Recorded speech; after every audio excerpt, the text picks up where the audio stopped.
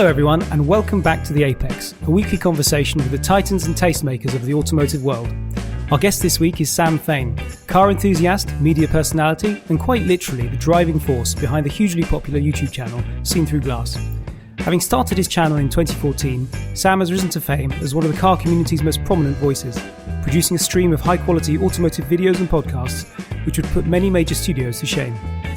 In 2019, he embarked on an epic adventure entitled Drive the World, rooting out the most interesting elements of global car culture for a captive audience.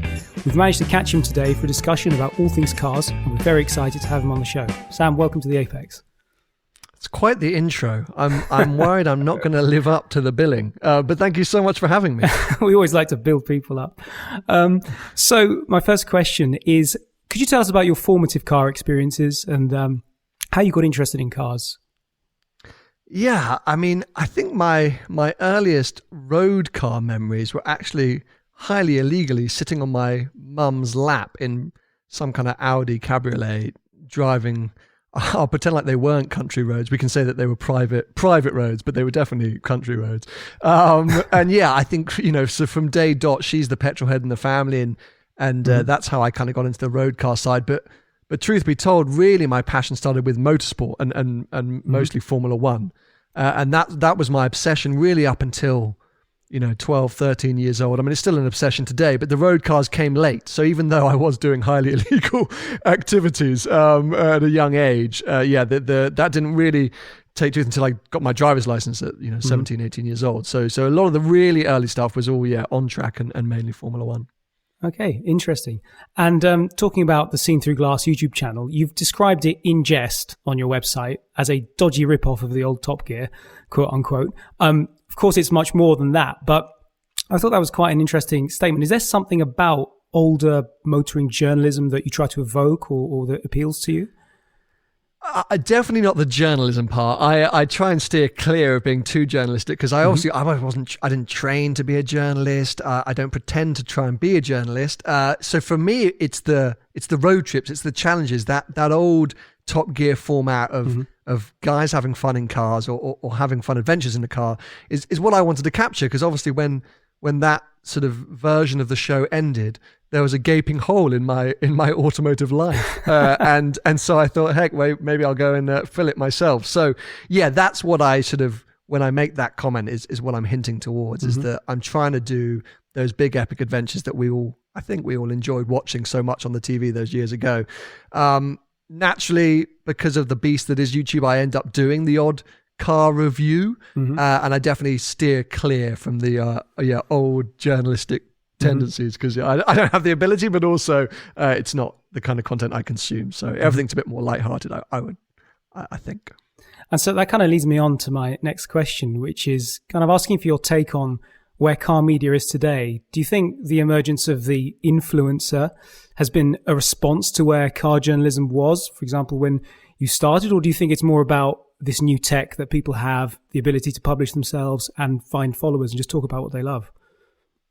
Yeah, I think maybe as an audience, as a global audience, we were craving a little bit more authenticity or maybe being closer to people and to life, even if it was virtually or digitally through screens.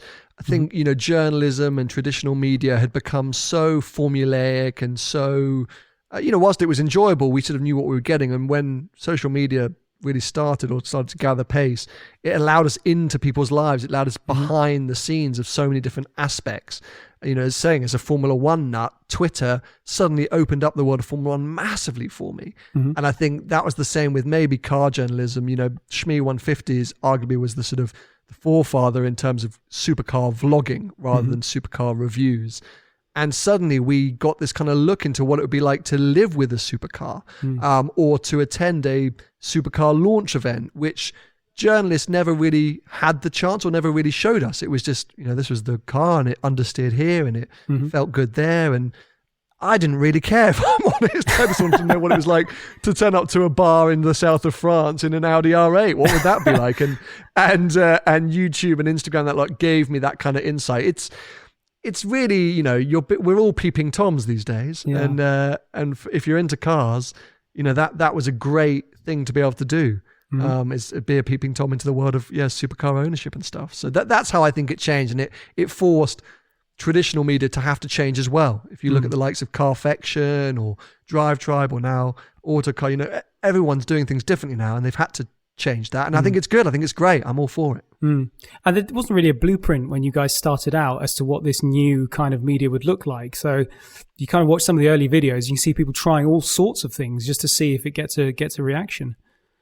I did yoga with my Alfa Romeo 4C. No. That's a thing. That video is still live on my channel. That's how clueless I'm going to say we were, but we still are. Like, maybe now you could claim, or you could identify a few channels who've started with a specific purpose to creating businesses or to becoming journalistic or whatever it might be. But definitely when I began, and speaking for myself, but I know a number of other UK car channels, we were just having fun. The first 18 months of my YouTube career, I still had a job. This was very much a side hobby, and there was no rules or rhythm to what worked, what you could or couldn't do. Just out there having fun, and I was a YouTube consumer, and so I saw all these big lifestyle YouTubers doing yoga challenges with their partners, and I didn't have a partner at the time, so I thought, heck, I'm going to do it with the Alfa Romeo. And I mean, I think it's got like 40,000 views or something really embarrassing. So what were you doing, like getting up on the bonnet? I mean, what's the... feet on the rear and trying to go upside down. I'm not flexible anyway, so I mean, the whole thing was a disaster. But I kind of missed those days because you didn't really think about views and ad revenue and commercialization and all of the things. You were just having a laugh, and there was a real rawness to it and an enjoyment to it, where, don't get me wrong, there are still great things I get to do and I get to enjoy, but everything is thought through with a business mentality now. So you question everything, and the pressure is insane. And even YouTube themselves, back then, you'd sort of log on, and for the first few hours, it said you had 301 views, and it took ages to refresh. So as long as you hit that, you were doing all right. Where now you log on, oh, sorry, there goes my WhatsApp. Now you log on, and after 10 minutes, it tells you how your video rates compared to the others, and it's so depressing. It's 10 out of 10. No one cares about this video. Yeah. It's so upsetting. But that's the way we go. I was going to ask, I mean, how much is content now driven by numbers and analytics? And I mean, do you think it's a good thing? I think it's an awful thing. I think it's a really bad thing. I would like to think that I have tried to steer clear of it. One goal I've always had for my channel is to create the content I want to make, not sort of try and adhere too much to what I think is going to do well or follow too many trends. You have to. This is my business at the end of the day now. Everything I do comes from Seen Through Glass, even if it's not all captured on Seen Through Glass. So I have to pay attention to it, but it's a cruel world now. As I say, you live your life by number of likes or number of views or YouTube telling you whether your video's performed well or not. And what you often forget are the humans at the other side of that. So I had to really remind myself, a couple of years ago, that 20,000 people who were the right people, the people you wanted to approach, people you wanted to hang out with, your peers, people that were important to you, is far better than 1 million people from Thailand that you might never know or might not know who you are. It's a weird thing to say, because don't get me wrong, I always want 1 million views, but it's an importance of the authenticity of a viewer, the engagement, all these different things. So it's becoming, for mental health, it's becoming more important, I think, to, give yourself more credit than the stats maybe suggest, because it's very easy to judge yourself on number of listens, number of likes, all that kind as of you stuff. talk about it, it sounds more and more like motorsport, like that kind of brutal performance base, either in or you're out. You're the Alex Albon of Red Bull. You're constantly under threat from a young and up and comer, or Sergio Perez, or whatever it might be. Too many Formula 1 references there, sorry.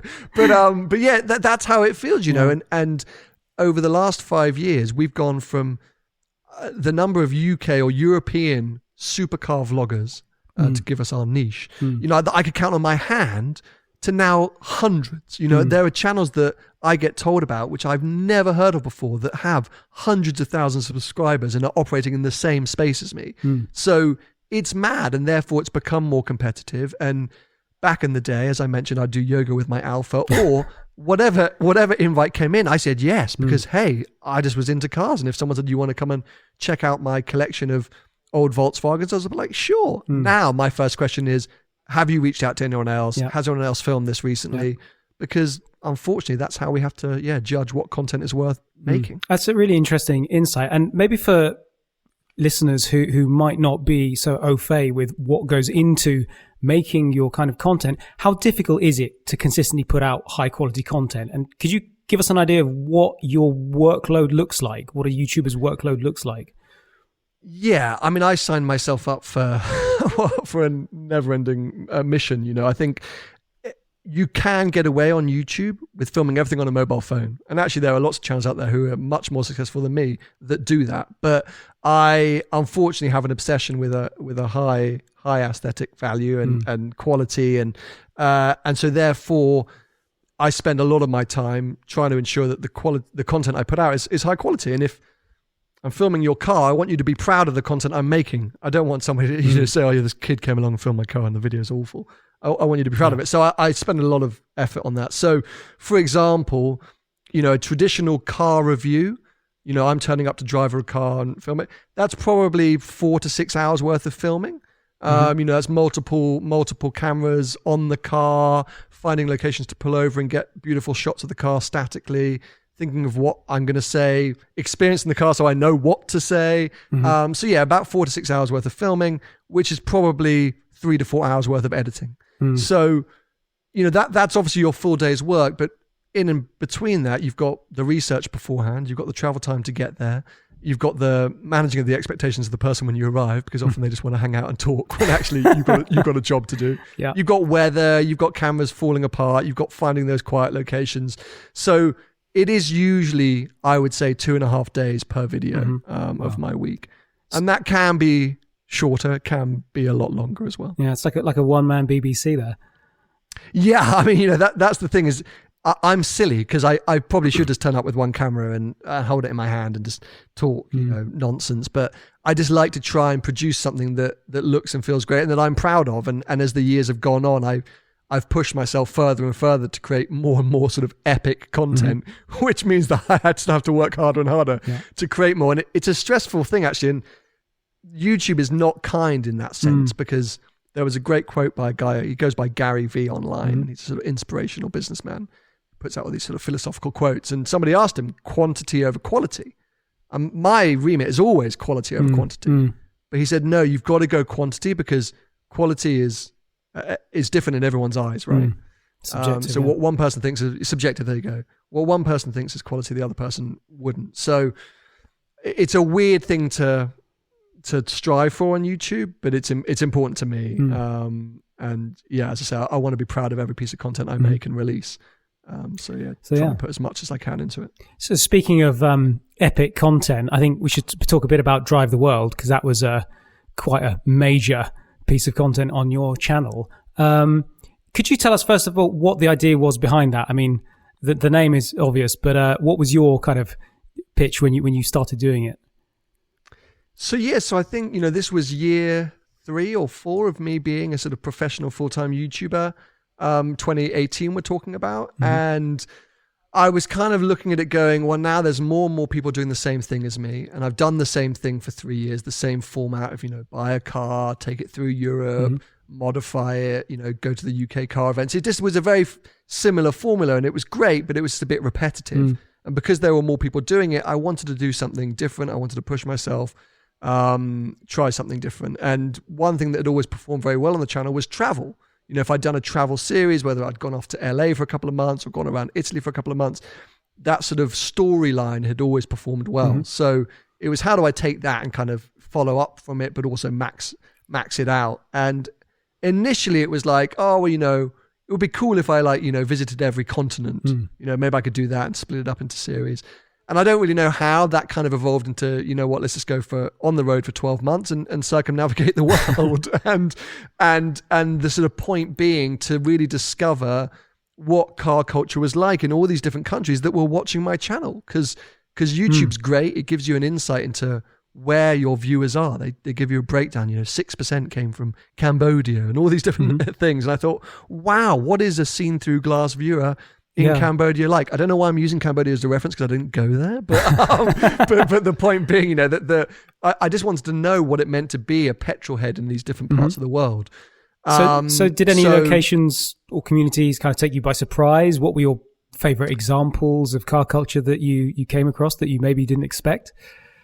I think actually the most depressing fact is how readily available supercars are around the world. You know, I was really hoping to go and find really bizarre kind of car culture, and maybe I didn't work hard enough to deep dive into local car culture. But that's probably also because of my channel, because I've historically filmed supercars. Yeah. Whenever I arrived anywhere, my audience were into supercars, so they would suggest supercar content. But I think the most surprising place was Malaysia. You know, Malaysia has insane import luxury taxes, so supercars there are extortionately expensive.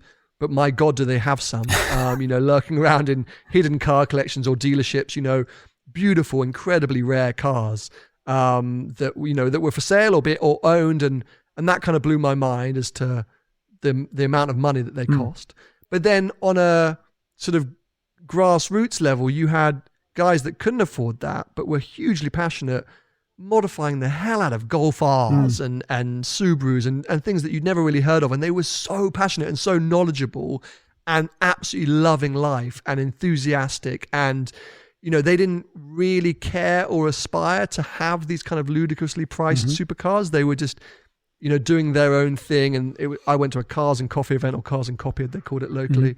It was just cool, and it was fun, and everyone was, you know, the mentality was really positive. And that I liked to see, because it felt a little bit like them and us because of the price difference. But actually, you know, at the end of the day, there's still a great car community there that are passionate and enthusiastic and really, really knowledgeable. So that was a nice eye-opener for sure. Yeah, it's interesting. You often find people, you know, perhaps way more passionate about a Golf or something than they are about, you know, same people who've got 15 Ferraris and, you know. Yeah, it's a completely different world. And I think, you know, once you start spending hundreds of thousands of pounds or dollars on cars, you're a different person, you're at a different stage in your life, it means something different to you. But yeah, if you're spending £5,000 or dollars on a car and then doing it up over time, and you've had it for a number of years, you know, you're often more emotionally invested in it. And that's what it felt like. And I think you see that around the world. That is true around the world. But in Malaysia, I don't know why it was so much more. I think I was relieved, if you know what I mean, because the first few days I just went around and saw these collectors that it was just so much money. And I was like, okay, great. Like I've seen supercars everywhere. Congrats. You're really rich. I'm jealous. And then I was so relieved to see that it wasn't just that and then mopeds. There was this middle ground of, you know, as I say, other really truly enthusiastic people. But no, I mean, every country was amazing. If I'm honest, it was an unbelievable experience, an exhausting experience. We were never in a city longer than 2 days. I don't think we were in the car for an average of 7 hours per day, 40,000 miles in the car for the year, which actually doesn't sound that much, but it was a lot. It was. I mean, the car you were in, it was a Porsche 911T, wasn't it? Yes, a 2018 911, correct. And looking back on the trip, the right car, or would you have used something different? What did you think of it? It was the perfect car, actually, for the trip, because anyone that's ever driven a Porsche will know, you know, the modern ones don't go wrong, and they can do everything very, very well. So it literally, whether it was a dirt road, a racetrack, a mountain road, a city, it just always fit in. You could fit an unbelievable amount of stuff in it, but we actually got a roof box on top as well, which is another great thing. It's a fully fledged sports car that you can have a roof box on, which, you know, put rally lights on it as well, didn't you? Yeah, that was not a factory option. I literally collected the car. I think it had, you know, 300 miles on the clock when I picked it up and took it to a shop, and I said, drill some holes in the bumper, and they were like, "Are you sure?" It's like, do it. But you know what? Weirdly, you would think spending that much time in a car and doing that kind of adventure, it would be a car that you would keep forever, you know, the sort of bond that you had with it. But I got back and I was like, you know, it's done the job that it needed to do. And that's that, really. You know, I could never get anything more out of it. I'd used it in every single situation you could possibly imagine. So driving it around my hometown just felt a bit of an anticlimax. So I actually sold it sort of quicker than I thought I would. Did it go to a fan?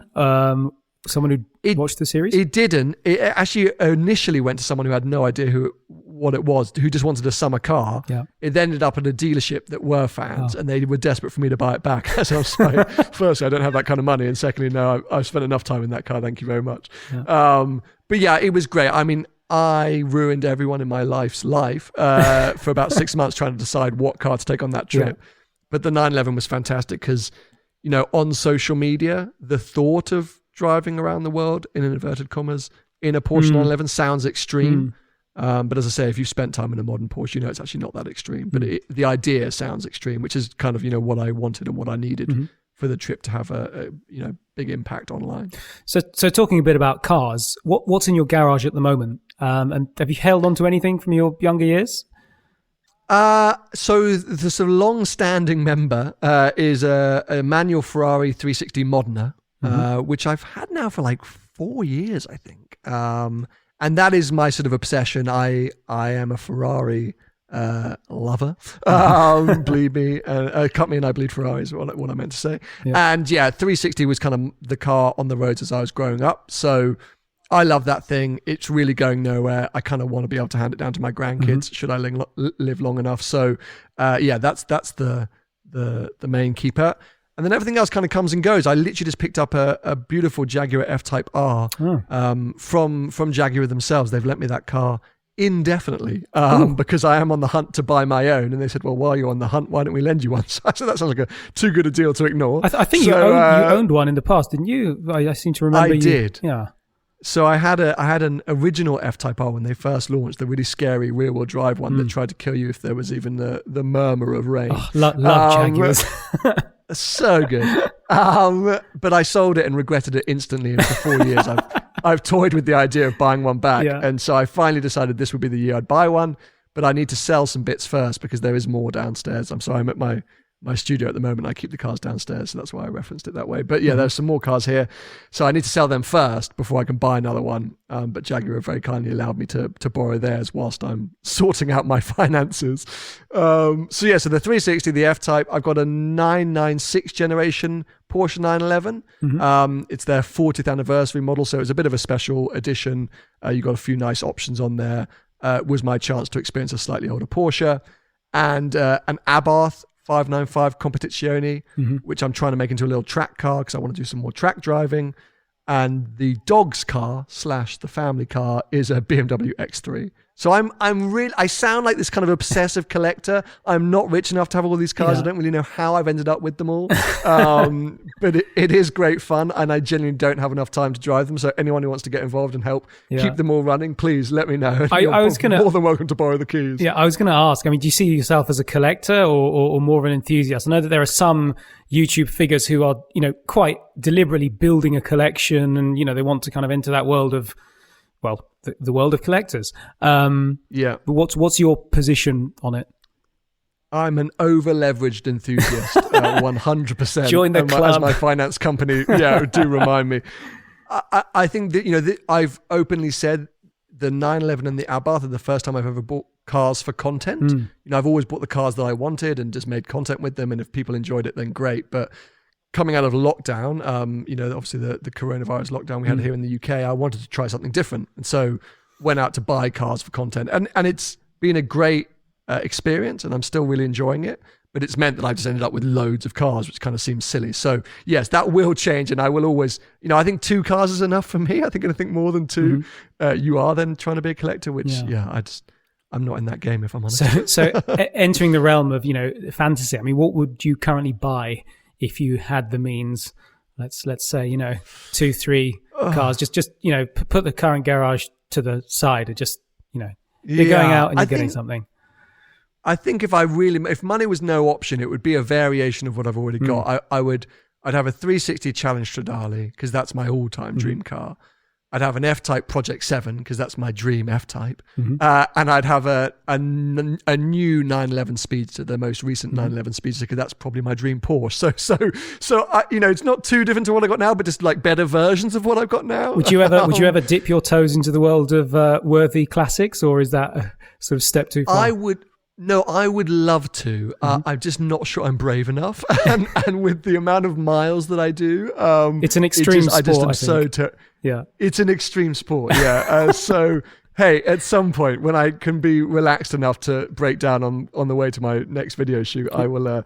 I'll sign up to that world, but I'm just not quite there yet. I mean, I think I watched a video of yours recently where you were talking about the GTO engineering Was it the Oh, 250? 250 short wheelbase Ferrari. I mean, Best of both worlds.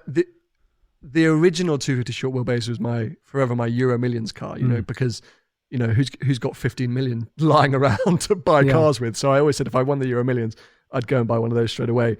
The GTO engineering car, I think, starts at £850,000, something like that. So remarkably more affordable. And so, yeah, it's an unbelievable thing and ticked all those boxes. And I would love a classic. It's such an authentic driving experience. And for me, I'm all about the emotion, all about the connection with the car. I don't care how fast it is or how much horsepower it's got. It's how it makes me feel. And classics do make me feel great. But they're hard work. Yeah. They're hard work, and you have to be prepared. And I think I've got to get a little bit better at my mechanical skills, which are severely lacking at this point. Well, maybe we'll see you get into like a Sebring Sprite or something soon. I don't know. You never know. You never know. I won't write anything off. And you mentioned racing a short moment ago. So sounds like you do have plans to get more involved in racing. I think some of your YouTube contemporaries have started making moves in that direction. What's your plan? I am definitely a frustrated ex-go-karter. You know, I definitely had ambitions when I was young. You know, Formula One that I mentioned was my dream growing up. You know, I wanted to be a Formula One driver, but left that behind many, many years ago. I would love to do some racing. There are two things that have held me back from doing it so far. Firstly, I find it incredibly hard to capture for content. You know, if you're Top Gear, you've got hundreds of £1,000s per segment and a crew of 35 people. You can make it look great. A one-man band with an action camera stuck to the windscreen, it's never quite as exhilarating as you think it's going to be. So I'm not sure I want to put anyone through watching me drive 10 seconds off the pace around Silverstone. And then also, again, it does come down to finances, and it's such a weird and hard one in the world of what I do and with my contemporaries. I think there's often an assumption that, you know, we have bucketless amounts of money, bottomless amounts of money, and it's not really the case. There's a lot of clever leveraging that goes on. There's also a lot of companies that support what we do, but that takes a lot of work. That's a lot of networking. That's a lot of thinking. It's a lot of deals. And racing, you don't often have that support. So you've often got to stump up quite a lot of money yourself. And I just have other places that money needs to go at the moment. So yeah, we'll see. I would love to do it at some point. But if I'm honest, it would probably be a hobby rather than a sort of, content narrative on this channel. So yeah, for now, it's sitting in the sidelines until I can find the time and the money to do it. Awesome. Well, yeah, I mean, I hope we do see you out on track at some point in the future. I had some track days for sure. I think plenty of track days ahead that I'm going to be signing up to. It's just the actual racing. I think those can be a bit more dangerous than the actual racing, to be honest. Almost certainly, and more expensive. So I don't really know what I'm saying. But so I had some quick fire questions to end with. The first one maybe a bit cheeky, but if you could change one thing about the YouTube influencer, car, media scene, call it what you will, what would it be? I'm going to say something really controversial and say the lying. Stop the lying. And people can read into that what they want. Oh, interesting. Well, yeah, I think we'll move on. Next question is, what is your best road trip moment? And then in brackets, also, what's your finest driving road that you've ever been on? Okay, that helps me divide it up, actually. I'd say best sort of road trip moment. Back in the day when YouTube was less pressure, a group of us who all do the same thing here in the UK, we used to do these road trips down to Monaco. So to shout out a few other channels, myself, Supercars of London, Shmee 150, Mr. JWW, Seb Delaney, you know, we would go back and forth quite a few times per year. And those memories are still so strong in my mind and really were. And it's the camaraderie, right? I think any great road trip memory is because of the people you're with. Absolutely. And that's essentially why those stick out. But the greatest kind of road or moment was actually during that Drive the World trip in New Zealand.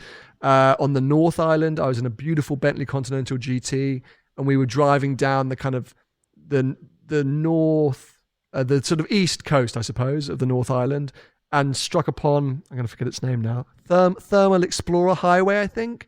And it was sunset, golden hour, no one else was on the road, and oh my God, just the best car on the best road in the best conditions. Oh yeah, I loved it. Oh, wow. Absolutely loved it. Well, take a note of that one. And last quickfire question is, where would you like Seen Through Glass to be in 10 or 20 years' time? What's your long-term Ooh, Cool. with a challenge to Dali, a Project 7. Yeah, it's just like, I refer you to my previous answer. Yeah. Oh, it's such a hard one because I could sit here and say, well, I'm not really sure I want to be vlogging or creating content in 15 years' time, but actually I do love it. So I think I would love to have expanded it. I would love to be doing things outside of YouTube that I can create content around, if that makes sense. So it's an evolution of what I'm doing now. Year on year, I can track the evolution of this channel, and I'd love to keep pushing it forward.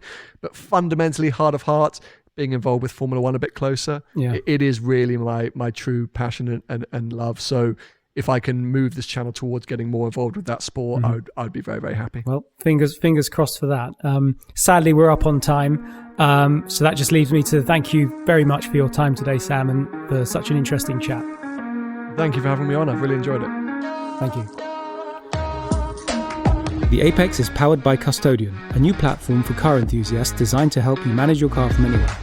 Using the latest technology, it takes the pain out of ownership and lets you just enjoy the drive, because Custodian will take care of the rest. So if you believe life starts after 6,000 RPM, you need to be on Custodian. Join us now at www.custodian.club to sign up for early access and get ready to enjoy your car like never before.